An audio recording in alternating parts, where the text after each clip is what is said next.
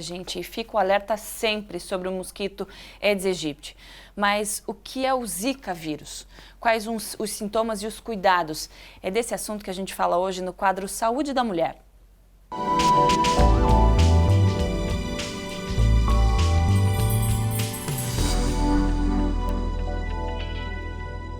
Doutor Bellarmino já está aqui comigo. Obrigada, Boa tarde, doutor. Gisele. Vamos Boa falar de tarde, um pessoal assunto de casa. tenso hoje, né? Sim, eu acho que o pessoal em casa até já deve estar há muita informação a respeito do Aedes aegypti, da Zika, da dengue, da chikungunya, mas eu acho que é interessante a gente enaltecer, principalmente para gestantes, uma vez que a dengue, como o meu colega colocou ali, o Aedes aegypti, ele já trouxe 1 milhão de óbitos. Mas isso ele está incluindo dengue, chikungunya, febre amarela e a própria Exato. Zika. Então, o Aedes é um inseto secular já, que traz, como ele colocou também, abaixo da asa, e é a fêmea quem contamina, um vírus que, uma vez inoculado em qualquer pessoa, poderá gerar um quadro durante 7 dias de dor articular, febre, manchas no corpo, um quadro muito parecido com uma virose.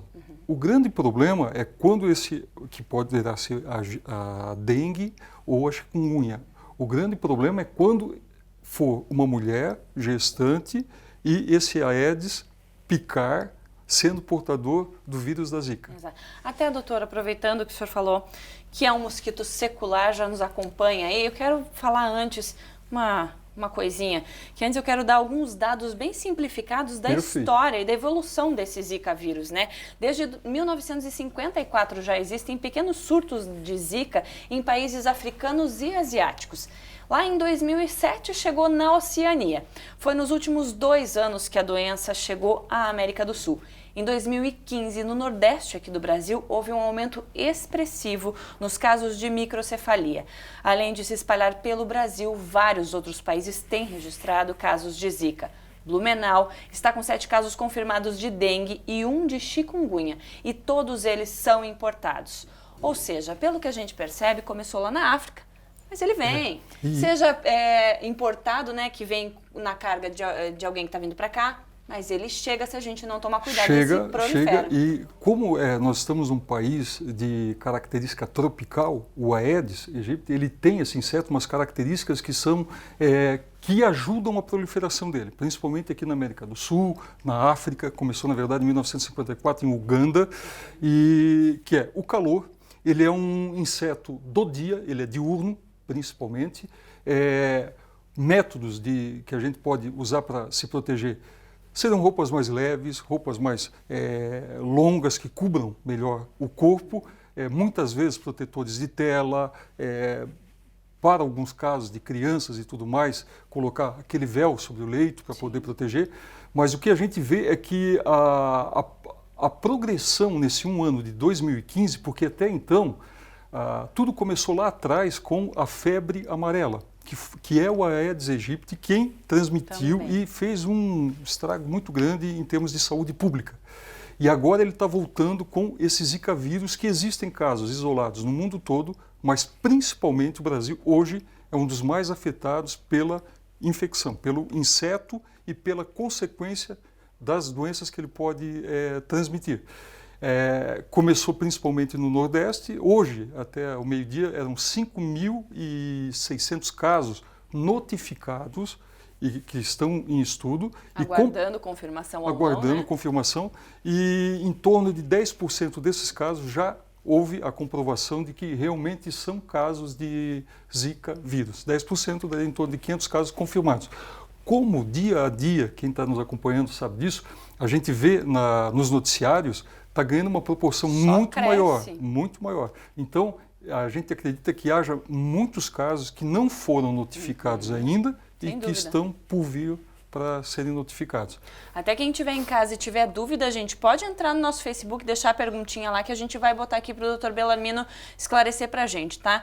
Queria falar, doutor, a gente tem muita informação. Todo dia, inclusive ontem eu vi que o mosquito prefere roupas escuras, então botar roupa clara. Eu acho que está todo mundo lançando mão de tudo que for possível para evitar esse infeliz. Sim. Né?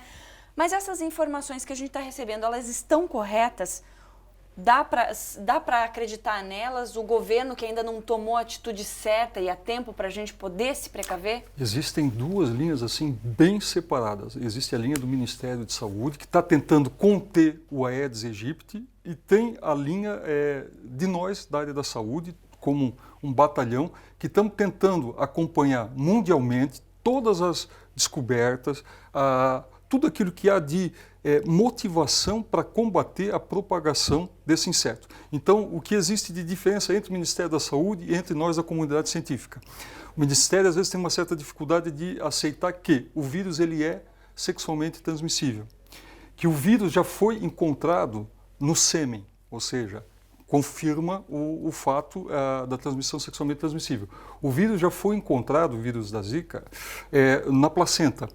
Já foi encontrado no líquido amniótico, né? Então, o que a gente consegue perceber através de medicina por evidência? Que a picada do inseto portador do Zika poderá levar a patologias, gerando fetos com problemas, tais quais a microcefalia, que seria o diâmetro do cérebro menor que 32 centímetros, até pedir para o Diego Becker, nosso produtor, tem uma imagenzinha ali, uma arte que mostra o diâmetro. Então, é essa, doutor? É essa mesmo. Obrigado, Diego. Nesse pontilhado seria o tamanho que deveria crescer a parte craniana da criança. Então você vê mais ou menos um 20% a menos.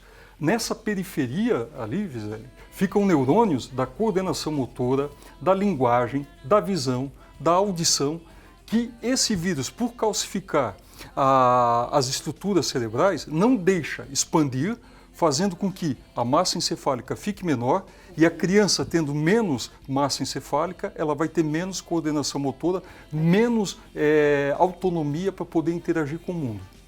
E agora, se questiona, a microcefalia em bebês, ela está sendo questionada porque houve muitos casos no Nordeste, né, associado ao Zika vírus e microcefalia. Isso ainda é questionado ou houve realmente um aumento da microcefalia por conta do Zika vírus? Há um aumento de casos de Zika vírus associados com achados de microcefalia. A maior parte dos casos, comprovadamente, são pelo vírus Zika. Existem casos, a rubéola, por exemplo, é um dos fatores que pode também ocasionar microcefalia. Então, Zika não é o único, né? Não a gente é o não está único. exclusivamente associando a isso. É mais ou menos como a gente fala, o Aedes aegypti, ele traz doenças. Quais doenças? Principalmente a dengue, foi como tudo começou. A notificação compulsória já começou mais recentemente por causa da chikungunya e do Zika vírus, né? Então, a rubéola, existem outras doenças congênitas, a própria toxoplasmose, pode levar à microcefalia. Então, quando nós comentamos que existem casos de notificação, não significa que desses 5.500 notificados, todos venham ser pelo Zika e que vão gerar microcefalia. A microcefalia também é algo a ser comentado, porque existe uma polêmica através de mulheres que engravidam e muitas vezes, tendo confirmado a presença do vírus Zika, pensam em interromper a gravidez. Então, deixando claro, a contaminação pelo próprio Zika, o mesmo vírus, ele pode trazer uma série muito diferente de alterações cerebrais. Para alguns recém-nascidos, poderá ter um comprometimento muito importante, tornando a criança quase que dependente. Se essa infecção, e isso ocorre principalmente quando a contaminação pelo vírus Zika, através do Aedes aegypti, contamina a gestante até o 3º mês. Que até o 3º mês é a matéria-prima da formação embrionária, é onde o bebê está se formando. Então, por isso que os danos até o 3º mês são muito maiores do que depois do 3º mês. Então, assim, se a mãe tiver uma contaminação pelo Zika lá pelo 8º mês... Isso vai interferir na placenta? Como é que isso acontece, doutor? Até para mim é muito confuso, acho que para muita gente que está em casa, porque tem o período, né, de infecção que é perigosa. Então, a assim, gente tem inclusive uma imagem, Diego, que é de isso. placenta, né? Olha. Obrigado, Diego. Aí mostra certinho a placenta. Na verdade, a placenta é feita uma esponja, ela tem vários orifícios. A mãe nutre o filho através da placenta. Certo. O sangue passa da mãe para o filho. Se esse sangue tiver, por exemplo, nicotina, drogas, inalantes, uma série de coisas, obviamente que vai passar na placenta. E o que foi comprovado agora também? Que o Zika esse vírus passa através da placenta. Então, ele está ligado a casos de microcefalia e suas consequências através da gestação, no caso, uma transmissão intrafetal. A mãe poderá ou não ter sintomas, isso é muito interessante. Porque, às vezes, não necessariamente que a mulher vai ter artrite, dor ocular, dor muscular, uma febrezinha, às vezes aquilo passa... Às vezes não tem sintoma, né? Às vezes não tem sintomas. Então, é muito importante que a gente tente combater os focos onde o inseto ele possa ser criado, do que a gente esperar ter as consequências. Porque uma vez tendo, nós praticamente não temos muitas opções nós vamos mais ter que conviver com as consequências de uma gravidez. Esse é o problema. Então, aproveitando esse gancho, doutor, a gente vai fazer uma paradinha agora, mas eu te convido para ficar aí, porque a gente vai entrar em assunto polêmico a partir de agora. Aborto, vamos falar da questão de gravidez, a gente vai falar no próximo bloco e não vai perder.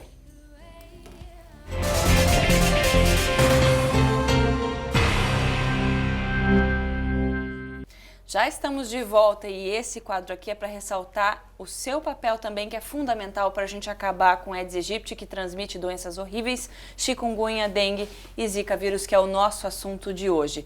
Doutor, pouco tempo para muita coisa que a gente precisa. Vamos lá. O Ministério da Saúde disse que não vai interferir e pedir para as mulheres não engravidarem, porque isso é uma decisão pessoal de cada casal. Tá. Que a comunidade médica, como a comunidade médica vê isso? O Conselho Federal de Medicina nos orienta a sugerir, quando questionados a respeito, para que os casais que estejam planejando terem bebês no momento, que adiem um pouquinho mais até a gente conseguir ter mais dados, porque o vírus Zika não é totalmente conhecido por nós. O momento, a gente está vivendo uma pandemia, então tem muitas informações todos os dias. Então, para preservar e ter uma gravidez mais segura, digamos assim que nos próximos 6 meses, deixa a gente entender um pouco melhor como funciona esse vírus, e aí é o momento mais adequado. E, obviamente, quem estiver grávida, evitar migrar, viajar, passear para locais onde tenha uma zona endêmica maior e esteja mais vulnerável ao vírus. E no dia a dia, essa gestante que já está grávida, porque tem as que já estão, o uso de repelente, o uso de roupa clara, o uso de um perfumezinho que afasta o vírus. Que ele não gosta de cheiro, só de cheiro de chulé, de suor, gente. Então, banho e perfume. Em casa, até quem tem aqueles repelentes de tomada, que tem o líquidos embaixo que põe na tomada, se colocar dentro, abrir aquele... o recipiente e colocar umas gotinhas até de essência de cravo da Índia, o inseto foge correndo. Olha, em estudos laboratoriais, ele detesta o cheiro de cravo da Índia. E o olfato do mosquito, do Aedes, o que ele mais gosta é o do suor. Então, assim, hábitos de higiene como o banho num dia muito quente, pela manhã e pela noite, principalmente se for gestante, é super importante retirar o excesso de suor, porque o suor atrai a presença do inseto e, eventualmente, ele pode estar com o Zika e vir a picar e contaminar a gestante. Exato. Doutor, um assunto sempre polêmico é o aborto. E agora, com essa questão da microcefalia por conta do Zika, voltou-se a questionar a legalidade e a possibilidade desses casos ser permitido o aborto. Dá para acreditar que... Como é que vai ficar a questão judicial e também a questão médica, né? Porque se um juiz autorizar, vai haver médico que faça sem problema? Que não seja clandestino, porque também é outro problema? Que é um problema grave no Brasil, a incidência de abortamento clandestino. É da seguinte forma, no Brasil, a lei ela só permite casos de abortamento em 2 situações. Se coloca em risco a vida da mãe ou se for por estupro. Isso é em todo o país. Existem casos de exceção como anencefalia, quando o bebê não desenvolve o cérebro, não é que é pequeno, é que não desenvolve o cérebro, que está comprovado que ele vai ter uma vida limitada. Então a gente faz uma junta de 3 médicos dizendo assim, esse feto ele tem anencefalia e ele vai ter um número de dias contados. Ele vai ser sobrevivente por alguns dias e vai colocar o casal, a família, num sofrimento muito grande, esperando até o 9º mês. Então, no caso do bebê não ter o cérebro, que é a anencefalia, 3 médicos fazendo um relatório, isso vai para o Conselho Regional, vai para o Conselho Federal e aí os colegas permitem.